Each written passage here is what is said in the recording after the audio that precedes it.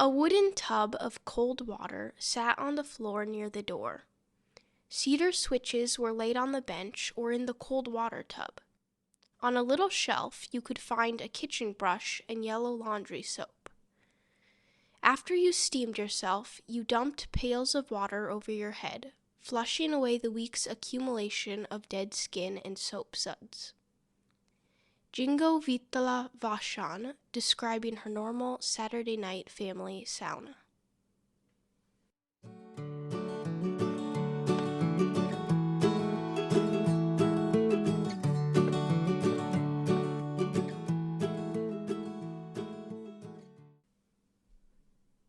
Hi, this is Becca, and welcome back to the Sauna Trail podcast. Join us in our adventures as we share the story of how our family discovered the world of Finnish sauna. You might be wondering, why would anyone do a podcast dedicated to something as commonplace as sauna? It's like doing a podcast about pillows, rubber bands, or grass.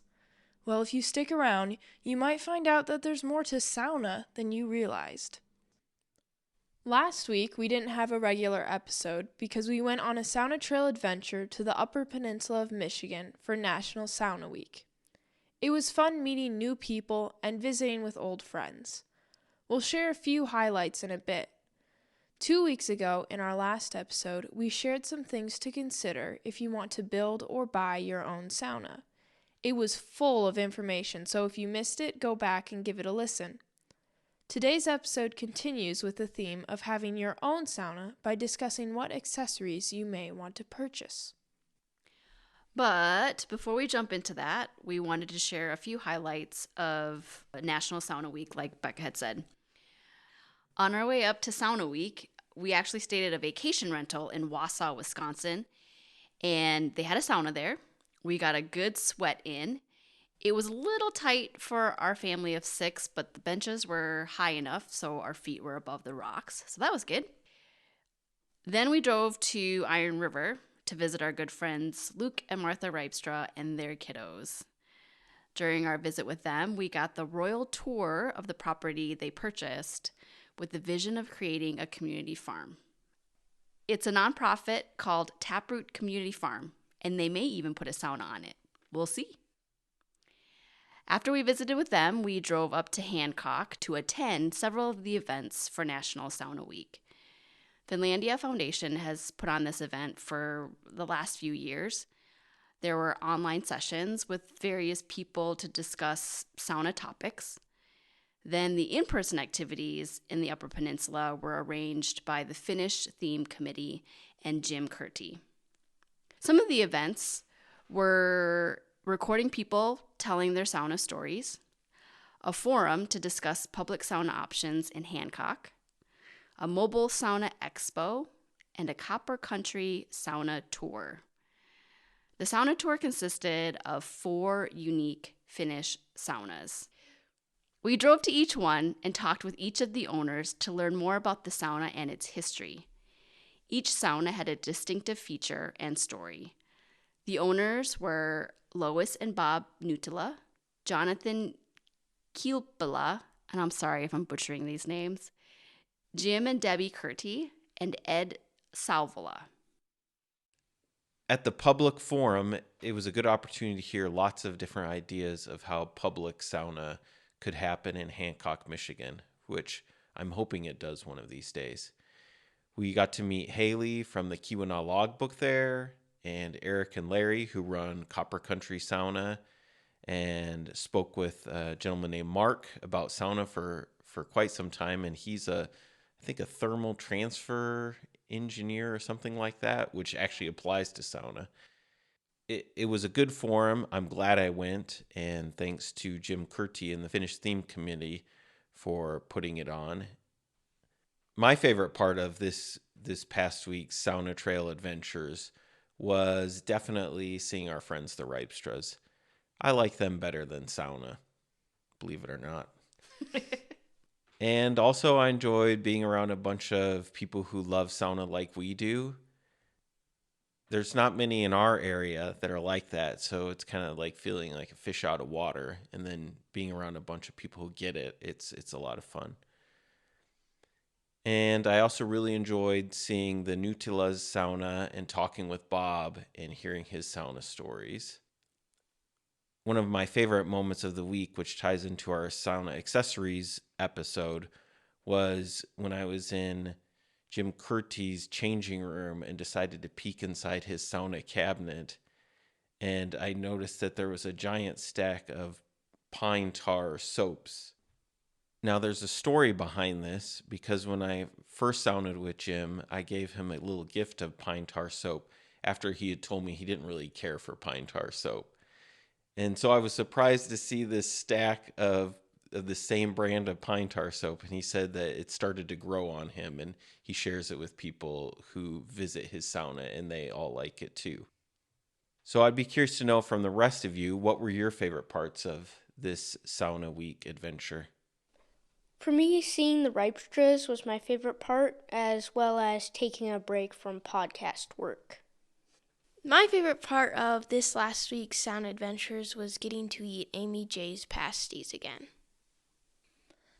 My favorite part is also eating Amy J's pasties and visiting the Ripstras.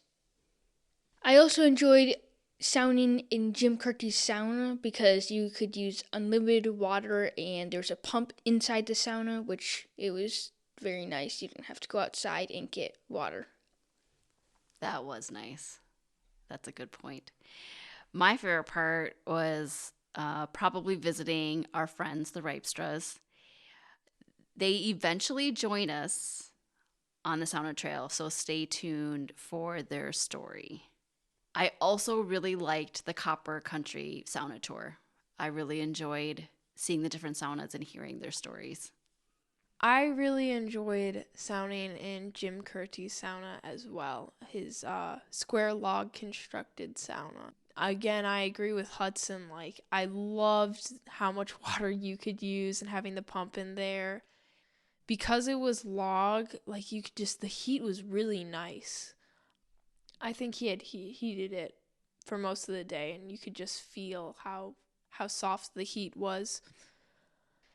I also enjoyed we went to a small Hmong deli in Wausau, Wisconsin, and got some Hmong food from there, and I very much enjoyed that. All right, so let's get on talking about today's topic, which is sauna accessories. First of all, why would one need sauna accessories? Because sauna is more than just a warm place to sit and sweat. It can actually be very hot, and it's a bath. It's also a backyard retreat, a community event, and a dinner party. It can be a quiet place. It can be full of chatter and laughter. Such a robust, multifaceted practice lends itself to several useful accessories. We'll start with some that we use in our sauna. Mom, you want to go first? Sure. The first item that I think about as a sauna accessory is our cold plunge tank.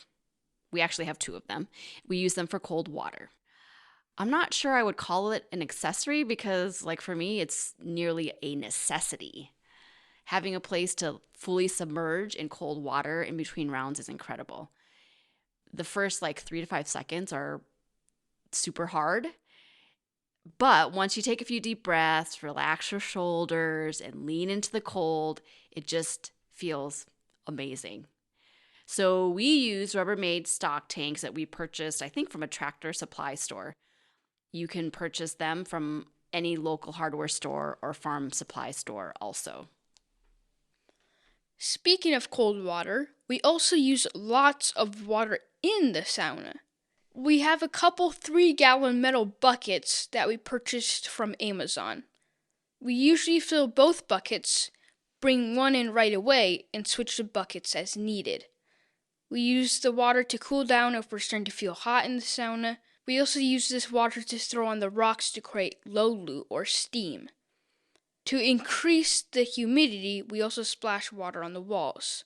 This helps the sauna air feel less dry and harsh. A fun little accessory we have is a Japanese milk pot. My parents had the opportunity to sauna with some Finnish friends over the years, and they noticed that several of them used these small enamel camping pots to throw water on the rocks or walls or themselves. Mom and Dad would keep their eye out at thrift stores or garage sales, but ones in good condition were hard to come by.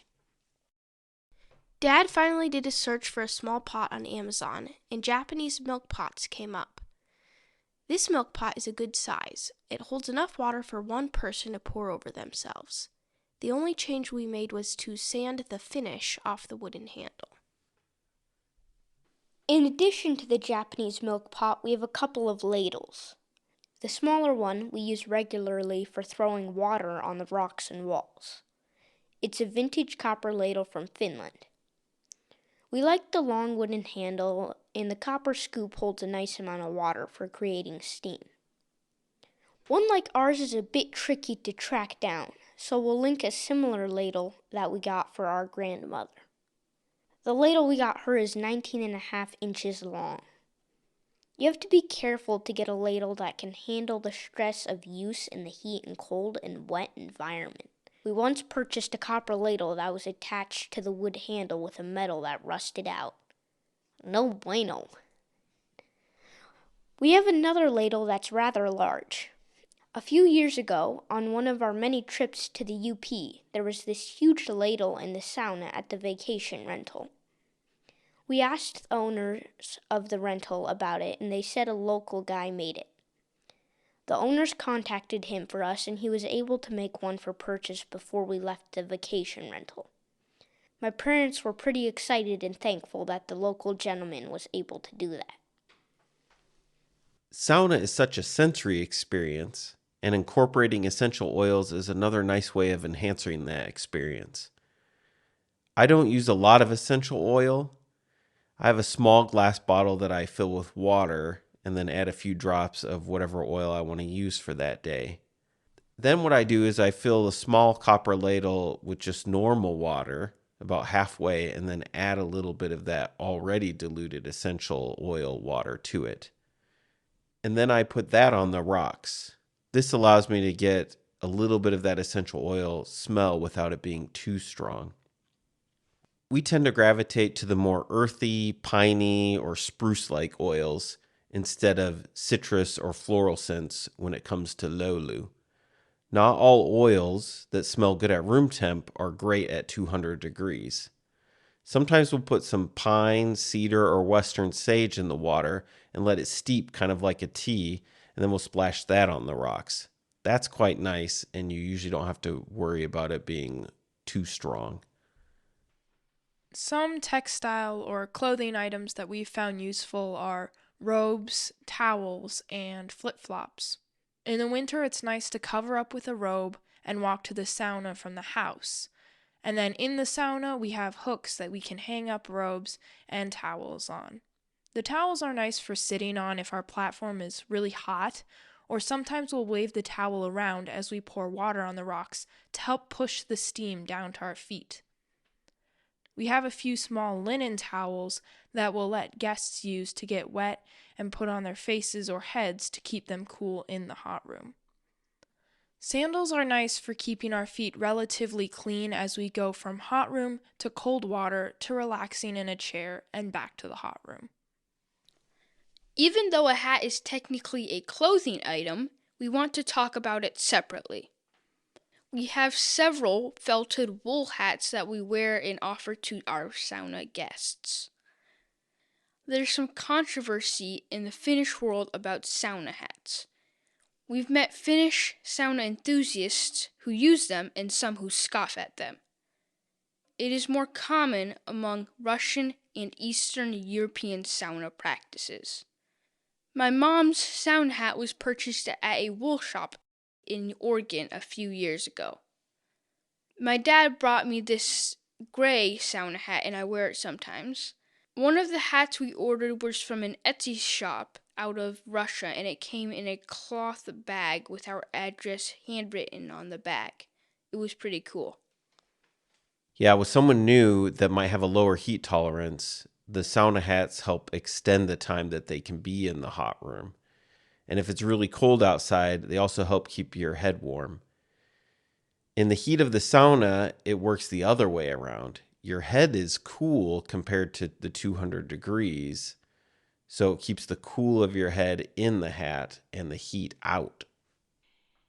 So the next few accessories we're going to talk about are for the purpose of bathing in the sauna. More recently, I've enjoyed using a couple of things for exfoliating my skin. So my sister-in-law, Clarissa, gave me an exfoliating hand mitt for my birthday. I was pretty excited about that. Brian, a sauna friend from Texas, also told us about a Japanese exfoliating towel that Christopher bought online.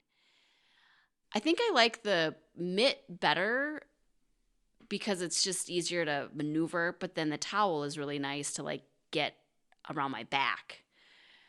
Many of the Finnish saunas that we used, a lot of times they'll have the loofahs or they'll have scrub brushes for this same purpose of exfoliating. When one bathes, one should use soap. At least that's what my mom used to have to tell my little brothers. Over the years, my parents have become more hippie-ish in their lifestyle.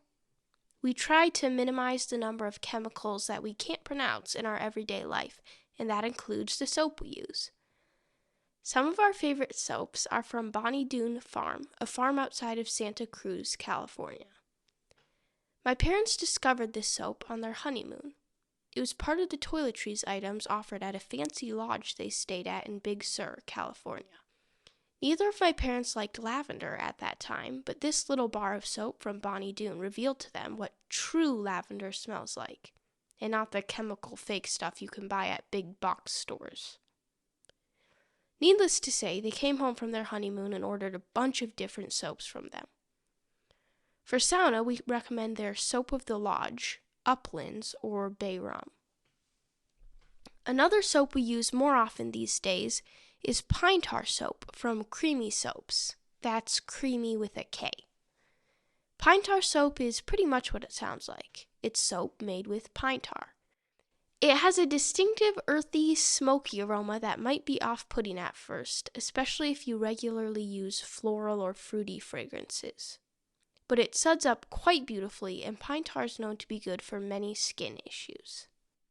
Yeah, so for skin issues, when I was pregnant with Hudson, and this was before we knew about sauna, I had a very bad pregnancy rash. So after doing some research, I read about something called pine tar soap, so I got some from our local co-op. It didn't really work because my rash was just so bad, nothing worked. The only remedy was to basically have Hudson, and then the rash eventually went away. Anyways, when Christopher discovered pine tar soap in our sauna journey, he got some, and when I first smelled it, all I could think about was the misery that I was in when I had that pregnancy rash. I had a hard time with it at first, but after using it in the sauna a few times, now I associate that smoky smell of pine tar with sauna, and I love it. It just took me a little bit of time. Well, our next sauna accessory isn't for use during sauna per se, but we do use it regularly. I want to talk about how we chop wood, mostly about a product called the kindling cracker. We use that and an axe for chopping wood.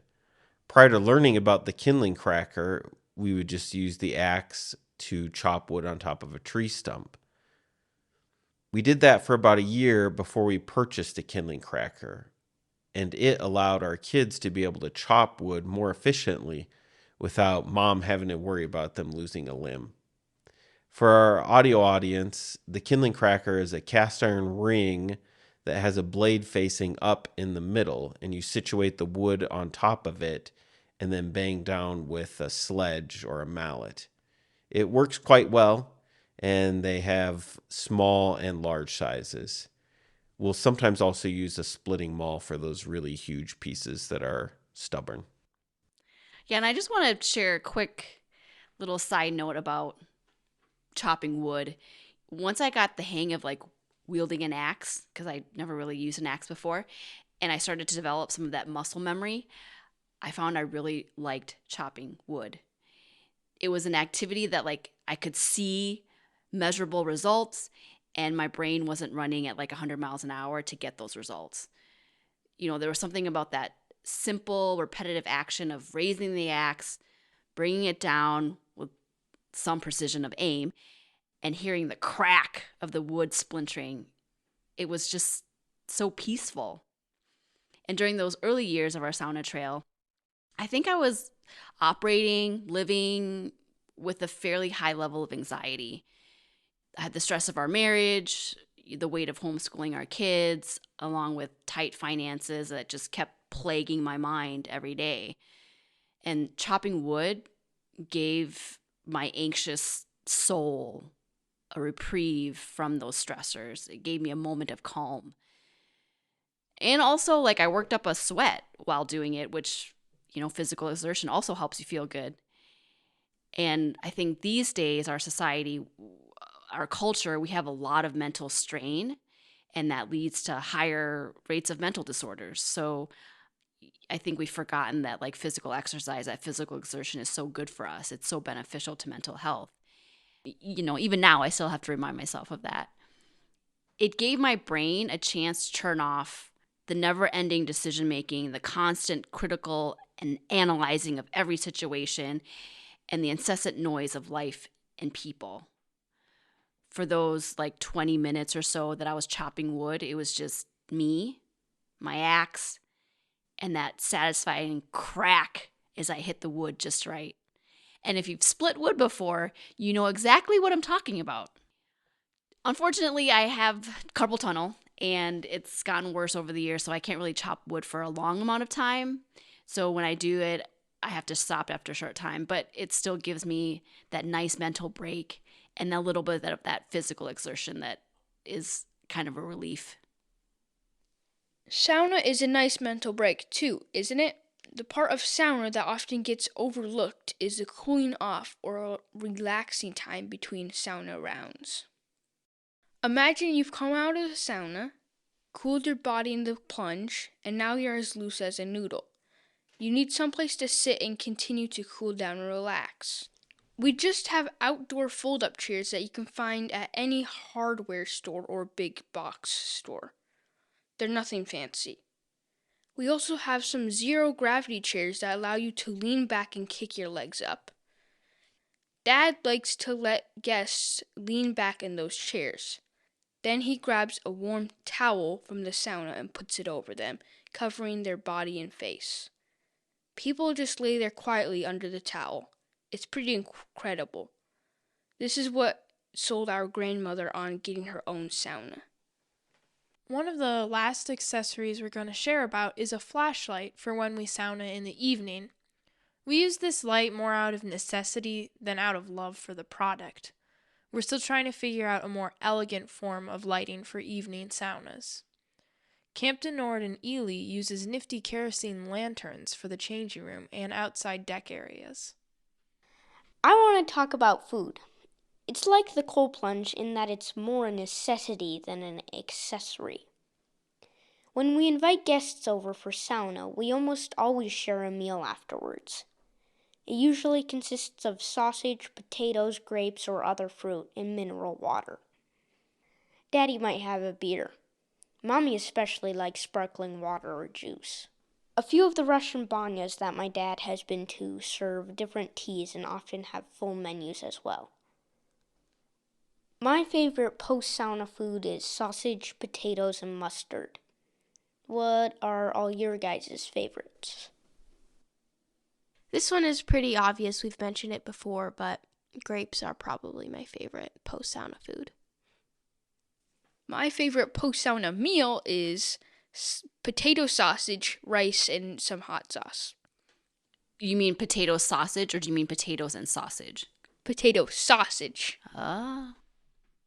I'm not sure if I have a favorite food specifically, but I do really like a hot cup of tea after sauna. I would not have guessed that for you. I do, like Daniel said, I like sparkling water or sparkling juice for a drink. And then for a food, sausage. Yeah, it's hard to beat sausage and mustard. For some reason, mustard comes to mind. Or pickles. Yeah, pickles are very good. I remember when I sauna'd with Shane Linton, and he got sausage with Finnish mustard, and that was really good. And we tell all our guests that the food always tastes better after the sauna. Although I've been thinking recently that might not actually be the case. Maybe sauna just allows you to taste the food as it normally is. Maybe it's normally that good, but we just miss it in the hustle and bustle of everyday life. That could be. That could be. I also just remembered smoked fish and thinly sliced onions. Smoked That fish. is probably my favorite food after sauna. I forgot about smoked fish. On hardtack. On hardtack, yes. So that's pretty much the list of accessories we use regularly, but there's still a few things we wanted to talk about. I briefly mentioned the exfoliating hand mitt and towel, but some people use a Vihta or Vasta, which are a bundle of small branches, and they use that in a similar fashion. You can either whack yourself with the Vihta or have someone else hit you with it, and it's supposed to be exfoliating as well as increase blood circulation. We've purchased some dried Vihtas, and we use them here and there, but not regularly. Because they're dried, we soak them in a bucket of water for, I don't know, maybe an hour or something before sauna to rehydrate them. And an interesting thing is what we found was we would throw that water that we soaked the Vihtas in on the rocks, and that actually made a very nice aroma for the steam. Yeah, and each of the different trees or branches have different smell from the leaves. That's right. So my favorite is oak, which just kind of has like kind of a neutral kind of, I'm not sure how to describe it, but kind of vegetal smell. Whereas like birch, to me, kind of has a green apple smell. And cedar kind of has a strawberry smell, which is pretty interesting. So another item that we wanted to talk about was the buckets for water in the sauna. So like we said earlier, we use these 3-gallon buckets. What we're seeing in some of the mobile saunas that Christopher and I have visited, or in the saunas that like you can buy from the store, they come with those smaller wooden buckets that have the plastic insert. They don't hold very much water, and we don't really like using plastic in the hot environment. We know it's a good finished sauna when you walk in and there's like multiple buckets and they're all full of water. So that's kind of fun. You can track down some of those larger wooden buckets, but it can be a little tricky. So that's why we end up just getting those metal buckets off of online. Hun, do you want to talk about rocks? Sure. You can't just use any type of rock for sauna. They need to be able to handle the stress of the heat and the cold, and especially when you're splashing water on them. In the old days, people would gather rocks from around a lake or a stream, and then they could put them in a fire, heat them up, and then plunge them into water. The ones that didn't crack passed the test. And I've also seen in Finland more recently people using a brand called Kerkes, or in their ceramic or manufactured stones. I'd like to try them to see how they compare to something like Lake Superior rocks, which are very good.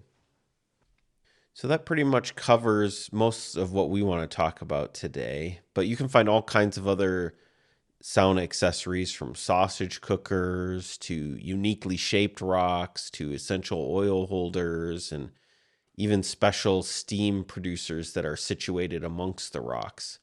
Some of these things are gimmicks and some are good. You just have to try them and see what you like. And one last thing, it's not an accessory, it's not a physical product, and it can sometimes be polarizing, is the idea of music in sauna. You know, I think if you're hosting some people and it's kind of like a dinner party and you've got music that you and your guests would like, then it's cool. It works. So when we went to go visit our friend Jeff, he had a country and jazz mix that was pretty nice. I know for me, I really like the quiet. I like the idea of retreating from life and noise. My work is very noisy. There's constantly chatter and talking, and I'm listening. And so sauna for me, I like the quiet. And a few kind of weird things about me, it's like I can't hear very well in my left ear, and I'm not wearing my glasses. So if I've got music playing, it's really hard for me to understand the conversation because I can't read lips and I don't hear as well. And so music just kind of throws me for a loop. However, more recently, we visited somebody and the music that they were playing wasn't music. It was actually like the sounds that you hear when people have a massage, like it's the waves, the sound of the waves. That one I didn't mind because I felt like it wasn't competing with the conversation. It was just more like if we were sitting at a lake and there was waves. So that wasn't so bad. We hope all of this information helps you on your sauna trail. And if you have any questions or comments, reach out to us on any of the social media platforms. In our next episode, we'll resume sharing our sauna adventures and finally deliver on the promise to tell you about the first barrel sauna we used and the first sauna on Minnesota's North Shore. If you haven't yet, join our locals community and say hi. It's free to sign up and you'll get regular updates from us. And if you enjoy our content and would like to support this podcast, Locals has that option as well. The address is thesaunatrail.locals.com. We appreciate all of our supporters and fellow sauna hounds. Our podcasts can be found on Spotify, iTunes, YouTube, and other streaming platforms, as well as our website, thesaunatrail.com. New episodes release Saturdays, which is the traditional Finnish day for sauna, also called Sauna Päivä. We hope to see you on the sauna trail.